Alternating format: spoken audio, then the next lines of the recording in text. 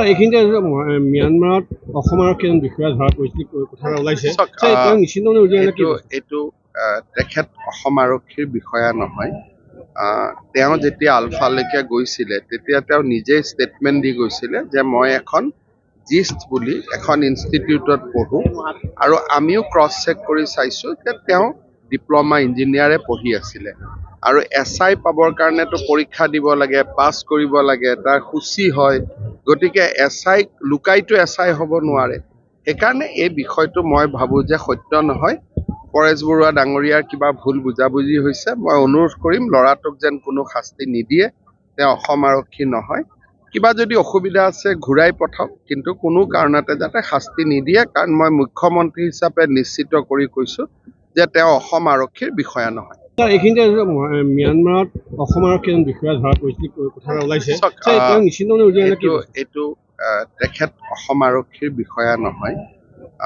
তেওঁ যেতিয়া আলফালৈকে গৈছিলে তেতিয়া তেওঁ নিজে ষ্টেটমেণ্ট দি গৈছিলে যে মই এখন জিষ্ট বুলি এখন ইনষ্টিটিউটত পঢ়োঁ আৰু আমিও ক্ৰছ চেক কৰি চাইছোঁ যে তেওঁ ডিপ্ল'মা ইঞ্জিনিয়াৰে পঢ়ি আছিলে আৰু SI পাবৰ কাৰণেতো পৰীক্ষা দিব লাগে, পাছ কৰিব লাগে, তাৰ সূচী হয়।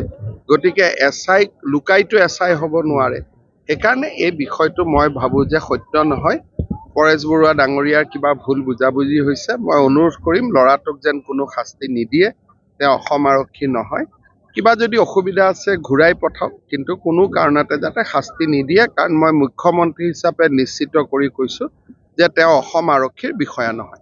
এইখিনিতে ম্যানমাৰত অসম আৰক্ষীৰ বিষয়া ধৰা পৰিছিল কথা ওলাইছে নিশ্চিত এইটো তেখেত অসম আৰক্ষীৰ বিষয়া নহয়। তেওঁ যেতিয়া আলফালৈকে গৈছিলে তেতিয়া তেওঁ নিজে ষ্টেটমেণ্ট দি গৈছিলে যে মই এখন জিষ্ট বুলি এখন ইনষ্টিটিউটত পঢ়োঁ আৰু আমিও ক্ৰছ চেক কৰি চাইছোঁ যে তেওঁ ডিপ্ল'মা ইঞ্জিনিয়াৰে পঢ়ি আছিলে আৰু SI পাবৰ কাৰণেতো পৰীক্ষা দিব লাগে, পাছ কৰিব লাগে, তাৰ সূচী হয়। গতিকে SI লুকাইতো SI হ'ব নোৱাৰে। সেইকাৰণে এই বিষয়টো মই ভাবোঁ যে সত্য নহয়। পৰেশ বৰুৱা ডাঙৰীয়াৰ কিবা ভুল বুজাবুজি হৈছে। মই অনুৰোধ কৰিম ল'ৰাটোক যেন কোনো শাস্তি নিদিয়ে। তেওঁ অসম আৰক্ষী নহয়। কিবা যদি অসুবিধা আছে ঘূৰাই পঠাওক, কিন্তু কোনো কাৰণতে যাতে শাস্তি নিদিয়ে, কাৰণ মই মুখ্যমন্ত্ৰী হিচাপে নিশ্চিত কৰি কৈছোঁ যে তেওঁ অসম আৰক্ষীৰ বিষয়া নহয়। এইখিনিতে ম্যানমাৰত অসম আৰক্ষীৰ বিষয়া ধৰা পৰিছিল কথা ওলাইছে নিশ্চিত এইটো তেখেত অসম আৰক্ষীৰ বিষয়া নহয়।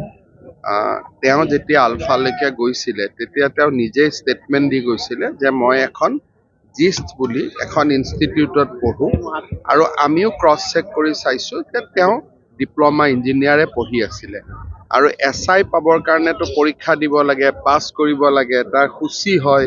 গতিকে SI লুকাইতো SI হ'ব নোৱাৰে।